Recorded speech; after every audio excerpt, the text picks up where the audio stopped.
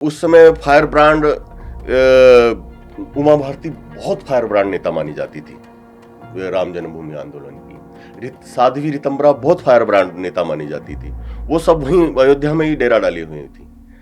और हमारे परमहंस जी, ये सब लोगों से बातें होती थी। हम दिन में सबके दर्शन भी करते थे और बातचीत भी किया करते थे। तो वो कहते थे देखो आप 6 दिसंबर आने दो, सब कुछ अपना आप हो जाएगा। राजीव जी, आपने 6 दिसंबर 1992 बाबरी विध्वंस एज फोटो जर्नलिस्ट आंखों से देखा। जी, ये लोग उसमें मिट्टी समतलीकरण का काम करते थे, तो उसके लिए फावड़े, कुदाल, ये सब वगैरह लेके आते थे।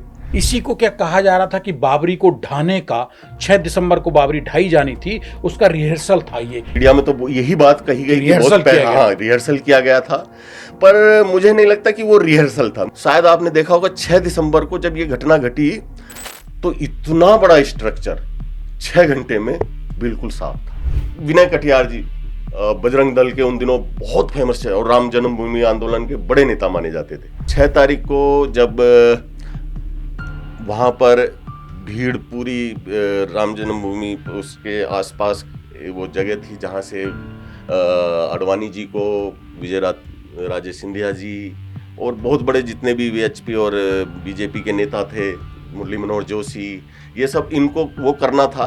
हमने कार से को वहां तक ऊपर चढ़े हुए तक ये सब शूट किया।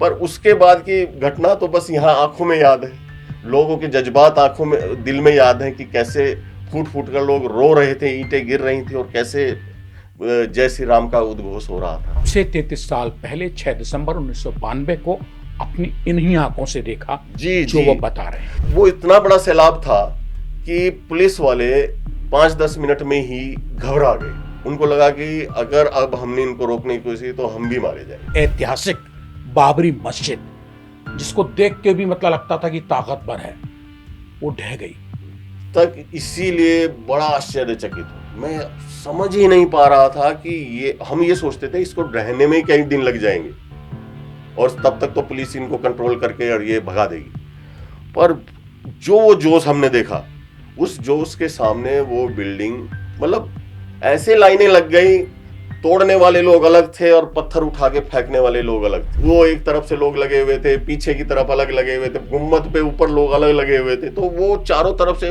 हाँ, जब गुम्मद गिरा था तब हमें जरूर लगा था कि इसमें यार कार सेवक चिपट के मर गए हों। ये तो हो गया यार, फैजाबाद का मुस्लिम क्या सोचता है, क्योंकि मुसलमान तो फैजाबाद में था ही।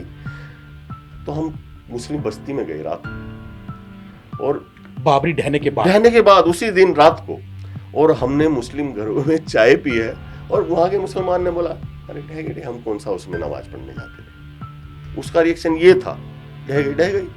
बाबरी को लेके फैजाबाद के मुसलमान ने वो बिल्कुल कहीं किसी रूप से कोई सांप्रदायिक वो नहीं था, कोई वो नहीं था। उसने कहा ढह गई, हमारा कोई मतलब ही नहीं, ना हम वहां कोई नमाज पढ़ने जाते थे, ना हम वैसे जाते थे।